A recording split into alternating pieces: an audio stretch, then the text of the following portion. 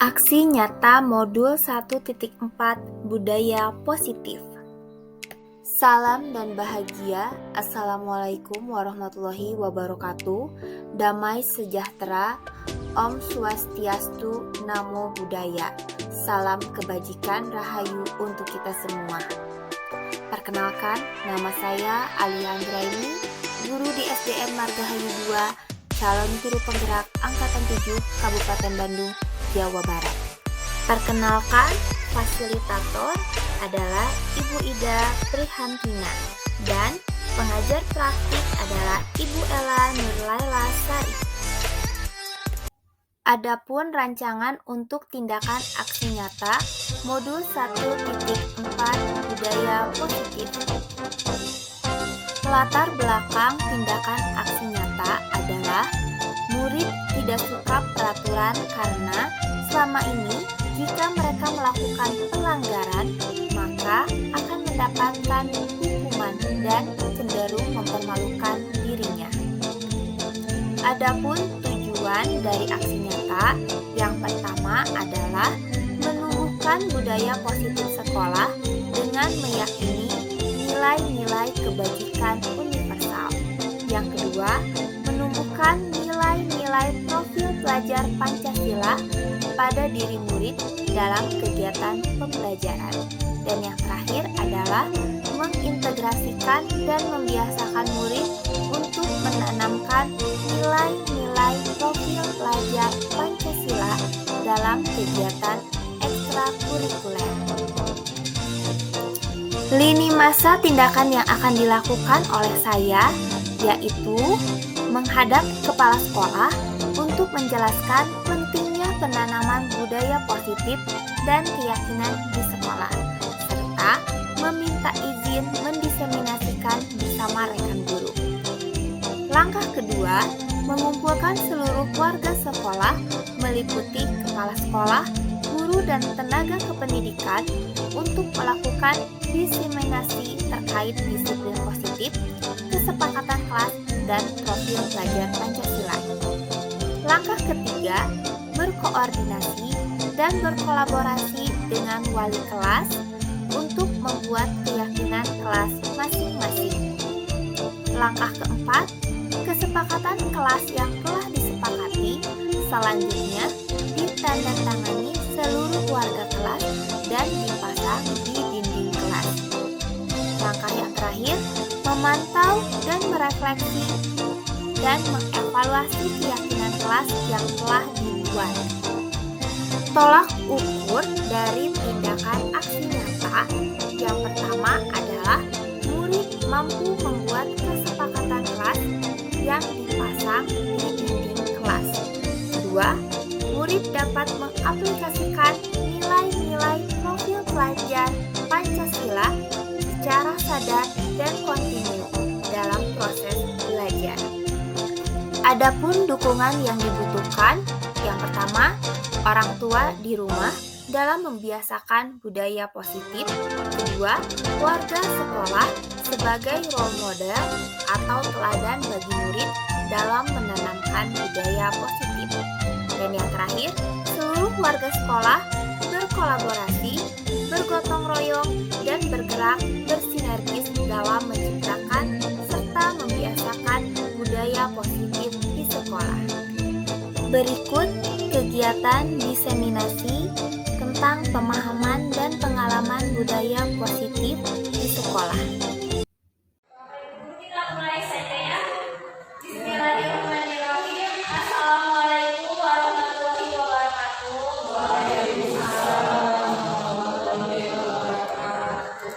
Ya, pada kesempatan hari ini saya akan melakukan diseminasi tentang budaya positif.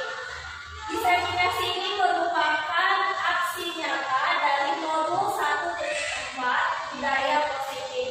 Saya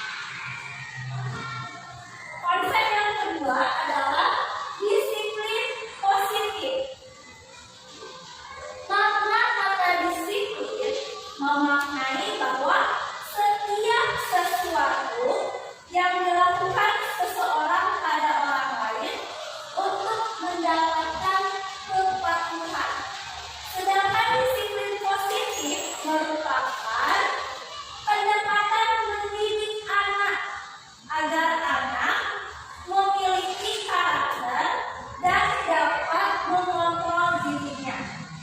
Sehingga sebagai pendidik, tujuan kita adalah menciptakan murid yang memiliki disiplin diri, sehingga mereka bisa berperilaku dengan mengacu pada nilai kebajikan universal dan memiliki motivasi intrinsik ataupun ekstrinsik. Untuk nilai kebajikan universal, nilai kebajikan itu sendiri merupakan sifat positif yang merupakan tujuan mulia setiap orang dan bersifat universal. Contoh nilai kebajikan universal seperti kepatuhan, disiplin, tanggung jawab, dan sebagainya. Sedangkan motivasi adalah dorongan atau kekuatan yang dimiliki seseorang untuk mencapai tujuannya. Motivasi dibagi menjadi dua, ada motivasi intrinsik dan juga ekstrinsik. Motivasi intrinsik adalah dorongan atau kekuatan dalam diri seseorang. Contohnya, motivasi ingin minum, itu langsung dorongan dari diri sendiri karena sudah merasa haus. Tapi kita akan minum untuk menghilangkan rasa haus kita. Sedangkan motivasi ekstrinsik adalah motivasi yang timbul, dorongan, kekuatan dari luar diri kita. Contohnya adalah motivasi anak ketika ingin belajar atau mengerjakan tugas karena mendapatkan imbalan ataupun penghargaan.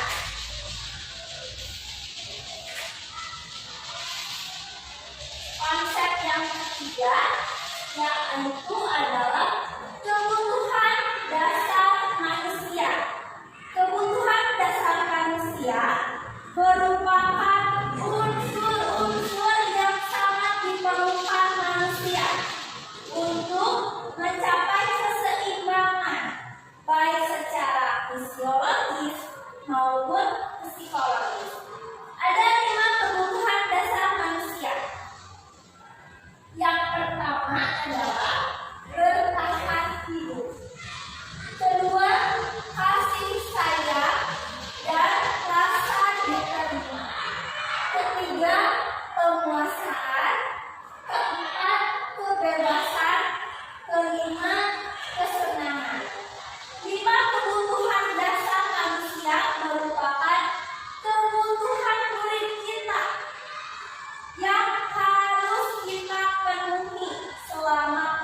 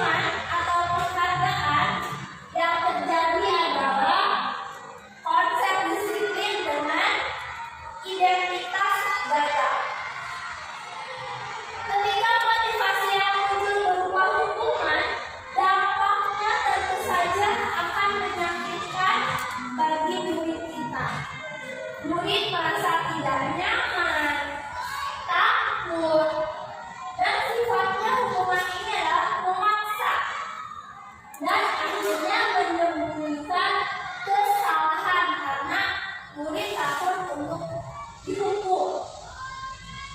Dan yang paling fatal adalah murid akan merasa rendah diri.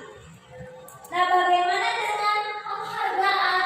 Motivasi yang berupa penghargaan akan berdampak pada pembelajaran yang tidak efektif, mematikan kreativitas, menghukum dengan sistem ranking. Nah, ketika kita menggunakan ranking, yang terjadi adalah anak termotivasi bagi mereka yang mempunyai ranking di 10 besar. Berbeda dengan anak yang tidak masuk dengan 10 besar. Mereka akan merasa dia berbeda dengan yang lain, tidak memiliki kemampuan yang lebih, sehingga akan merampas hak anak untuk menghargainya diri sendiri.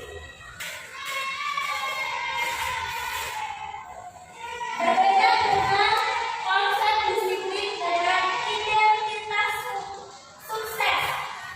Jika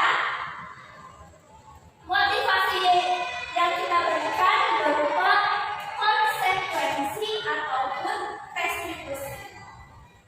Jika kita menerapkan konsekuensi, maka berdampak dengan penguatan jangka panjang.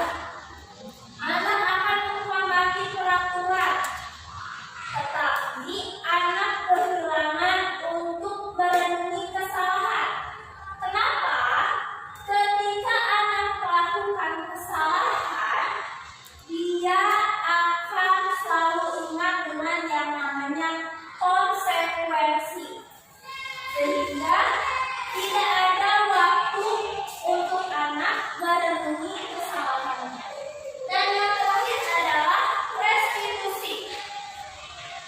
Dampak dari restitusi adalah murid bertanggung jawab untuk perilakunya, fokus pada pemecahan masalah jangka panjang, dan murid tentunya akan bersemangat memperbaiki kesalahannya.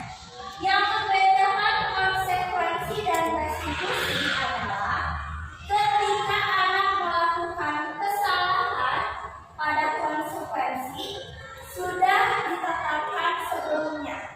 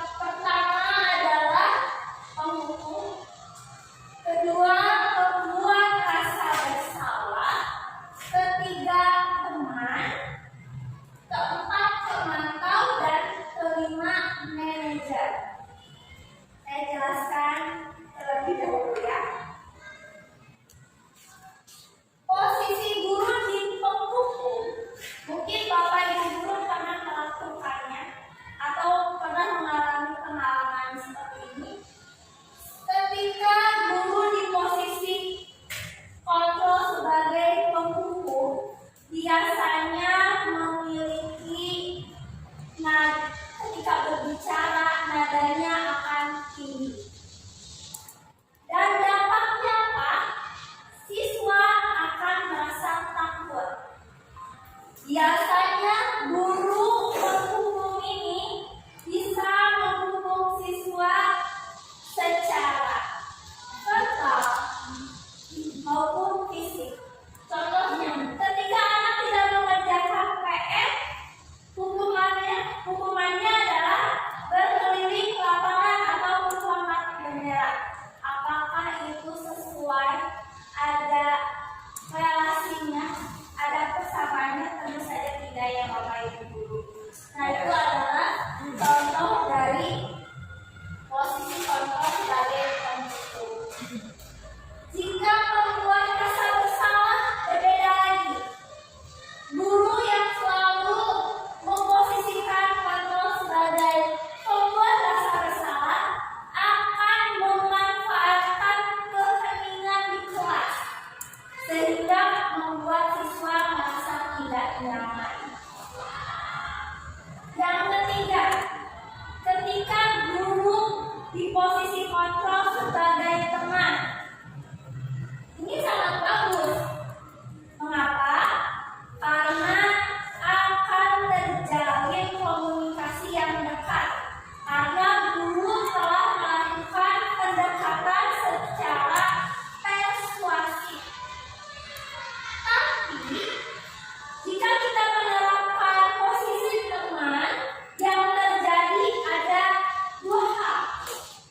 Dampak positifnya, ketika anak melakukan kesalahan, anak tidak akan takut, tidak akan merasa bersalah karena ada ibu guru ini karena sudah merasa temannya.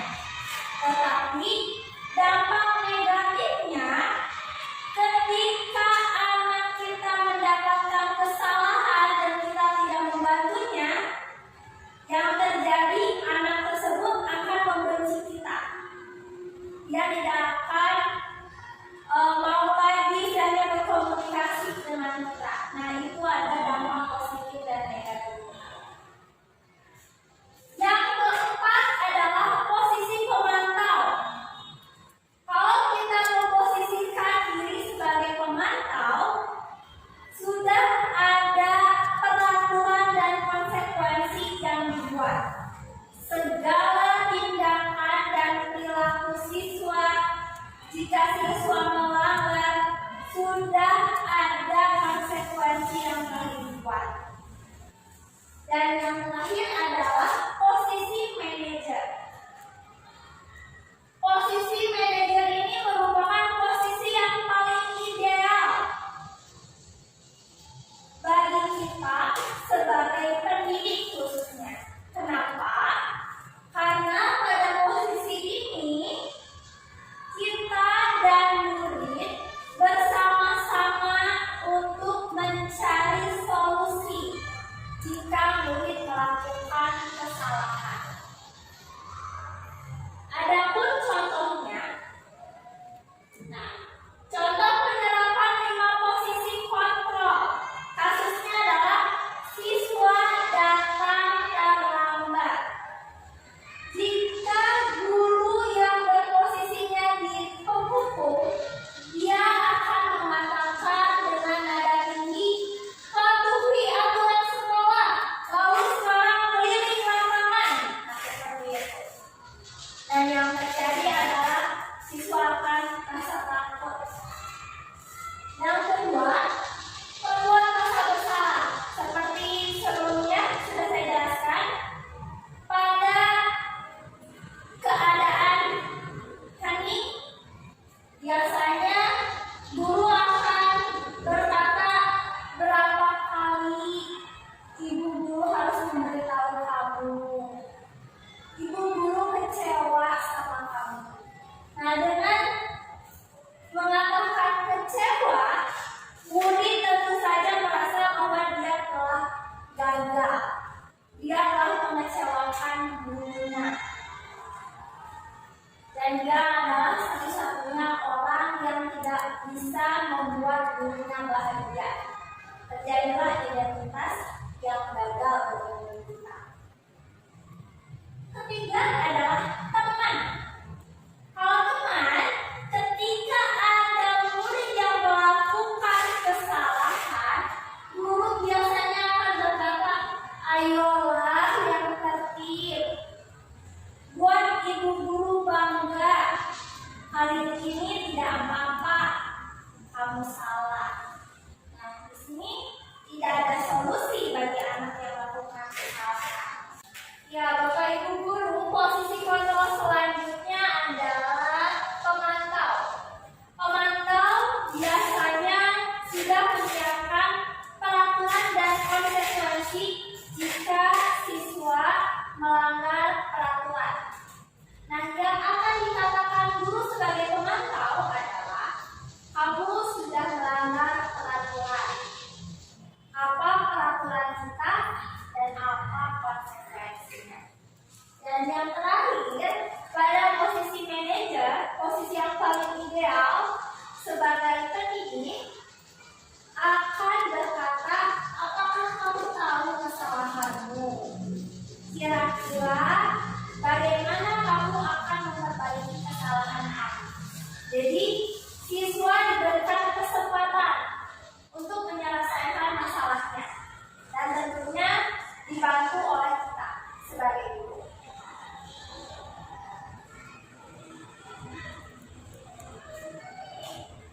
Konsep selanjutnya tentang keyakinan kelas. Nah, mengapa keyakinan kelas? Mengapa tidak peraturan kelas saja? Ada yang tahu? Bapak Ibu? Kan karena kalau kita biasanya di sekolah menggunakan peraturan.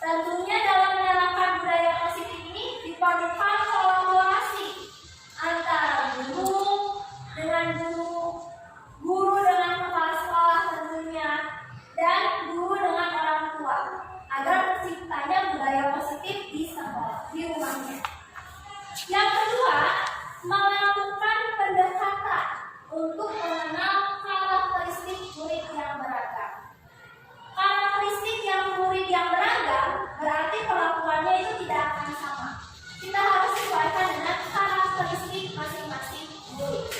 Yang terakhir adalah melakukan penilaian sikap secara bertahap.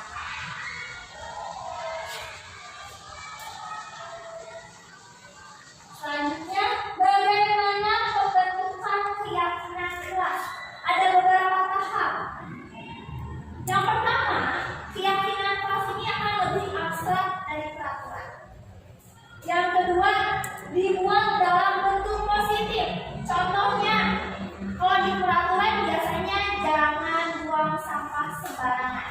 Tetapi kita harus buat dalam kalimat positif. Contohnya, buanglah sampah pada tempatnya. Hindari kata jangan. Selanjutnya, sedikit saja agar mudah diingat siswa. Kemudian tentunya ketika kita membuat keyakinan kelas harus sesuai dengan kondisi kelas dan sekolah agar mudah diterapkan. Dan yang paling penting adalah ketika membuat keyakinan kelas, semua warga kelas dilibatkan. Berarti ketika kita akan membuat keyakinan sekolah, berarti warga sekolah yang dilibatkan. Nah, Bapak Ibu Guru, ini adalah konsep terakhir tentang segitiga restitusi. Tadi restitusi itu adalah proses pendekatan untuk mendidik anak dalam memecahkan masalahnya. Ada 3 tahapan. Yang pertama adalah menstabilkan identitas. Yang kedua, validasi tindakan salah. Dan yang terakhir adalah menanyakan keyakinan kelas yang telah dibuat sebelumnya. Untuk lebih jelasnya, saya telah melakukan penerapan segitiga restitusi. Ini saya lanjutkan ya Bapak Ibu Guru. Ini saya memiliki 2 contoh penerapan segitiga restitusi. Ada 2 kasus. Kasus pertama adalah siswa datang terlambat ke sekolah. Dan yang kedua adalah siswa tidak mengerjakan tugas. Silakan Bapak Ibu Guru simak video tentang segitiga restitusi.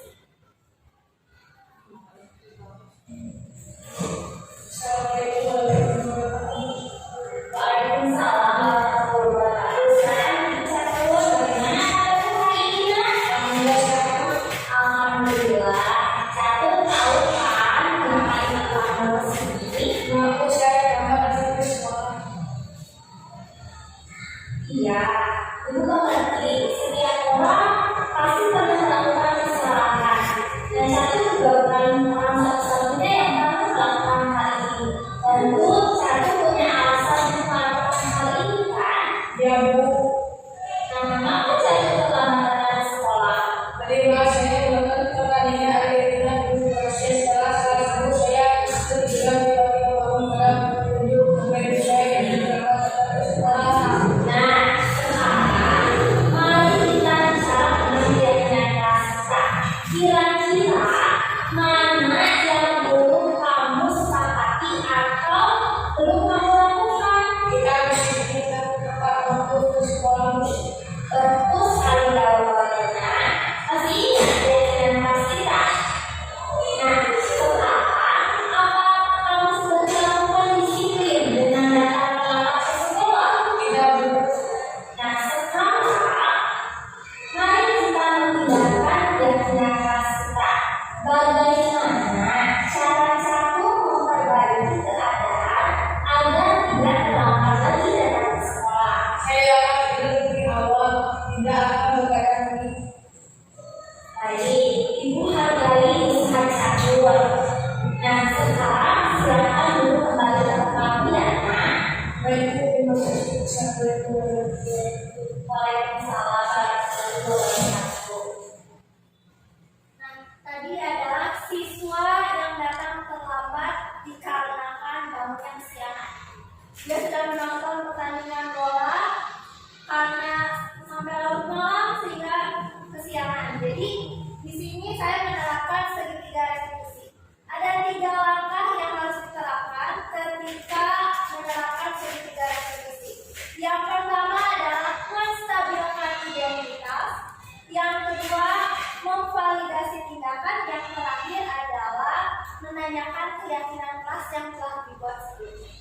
Untuk kasus kedua,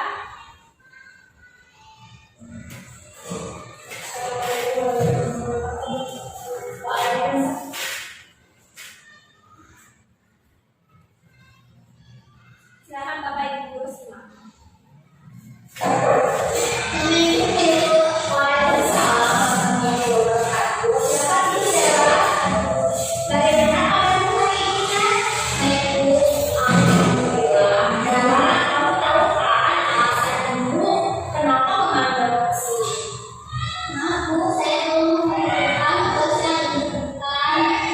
Ya, betul sekali. Ibu mengerti, setiap orang pasti pernah melakukan kesalahan.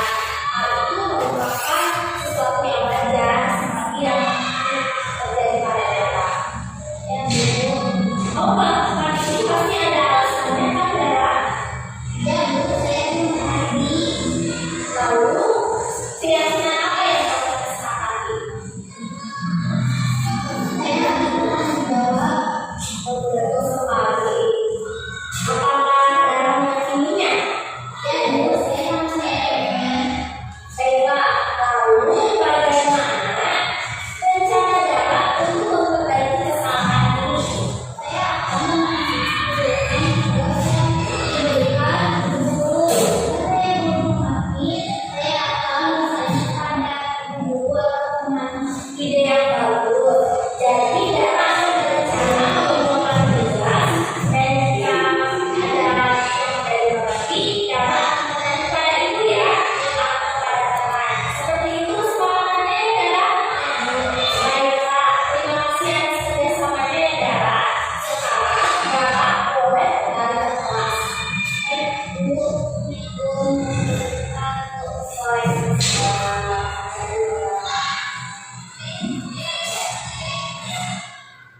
Nah, ini tadi adalah cuplikan tentang kasus anak yang tidak mengerjakan tugas. Seperti biasa, ketika kita akan menerapkan segitiga restitusi, ada 3 langkah. Yang pertama, menstabilkan identitas dulu. Yang kedua adalah memvalidasi tindakan, dan yang terakhir adalah menanyakan keyakinan kelas agar anak dapat menemukan solusi dari pemecahan masalahnya itu.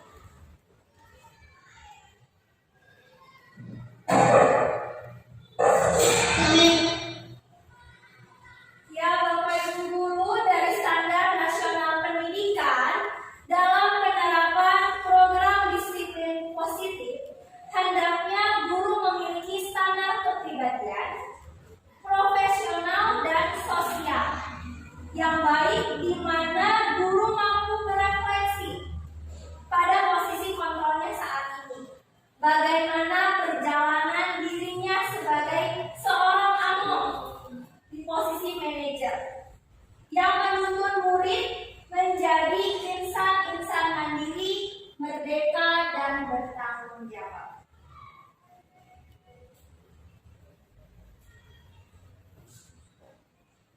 Sekian pemaparan tentang budaya positif dan penerapan pengalaman dalam melaksanakan segitiga restitusi. Terima kasih atas perhatiannya. Saya ucapkan terima kasih. Assalamualaikum warahmatullahi wabarakatuh.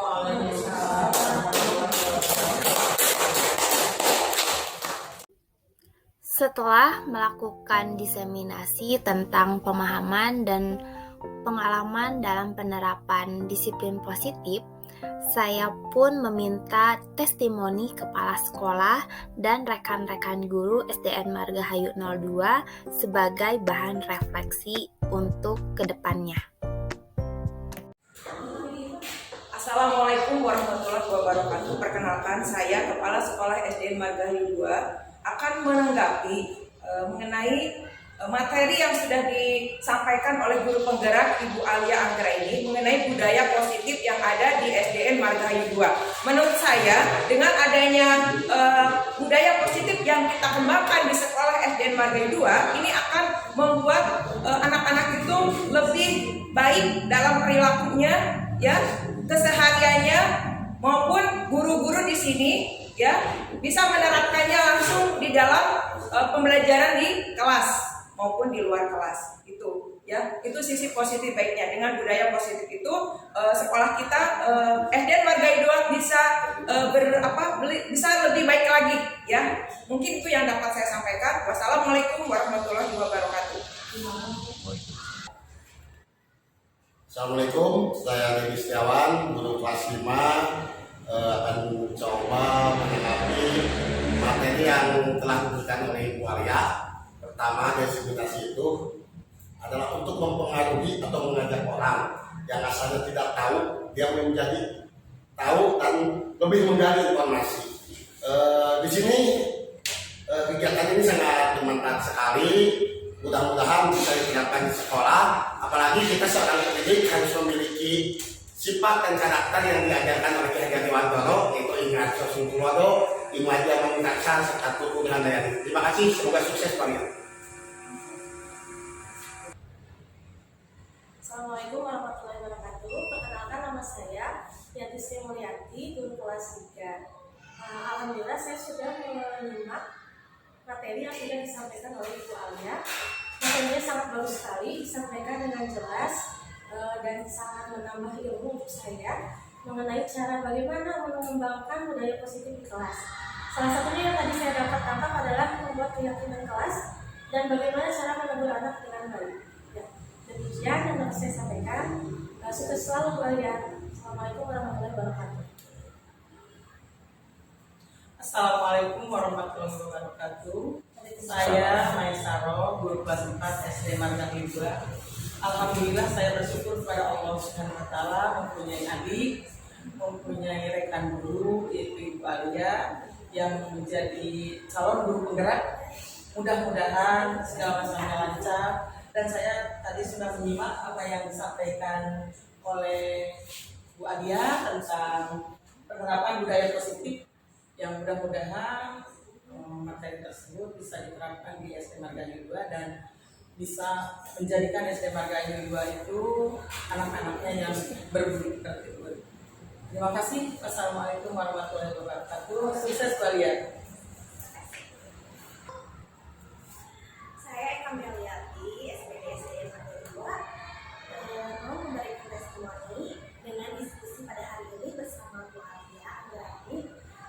Saya berterima kasih telah memperoleh ilmu tambahan mengenai budaya positif, segi 3 restitusi dan penyamaan kelas. Semoga kedepannya Bu Alia sukses dan semangat terus. Terima kasih. Pak. Bismillahirrahmanirrahim. Saya Yeni Hendayani, guru PAI SD Margahayu 2. Terima kasih kepada Ibu Alia yang telah sharing tentang materi pemahaman dan pengalaman penerapan budaya positif. Dengan pemaparan materi tersebut, insya Allah bisa mengingatkan kembali kepada kita sebagai guru untuk menerapkan budaya positif kepada peserta didik kita, dan bukan hanya pada diri peserta didik saja, termasuk pada diri pribadi pendidik sendiri. Dan kepada Ibu Alia saya ucapkan semoga sukses untuk sampai kepada guru penggerak. Salam guru penggerak. Terima kasih. Terima kasih kepada Kepala Sekolah dan rekan guru SDN Margahayu 2 yang telah mendukung dan memberikan testimoni kepada saya. Saya menjadi lebih bersemangat untuk mengikuti program calon guru penggerak. Salam dan bahagia. Sekian aksi nyata modul 1.4 budaya positif. Saya ucapkan terima kasih. Salam dan bahagia.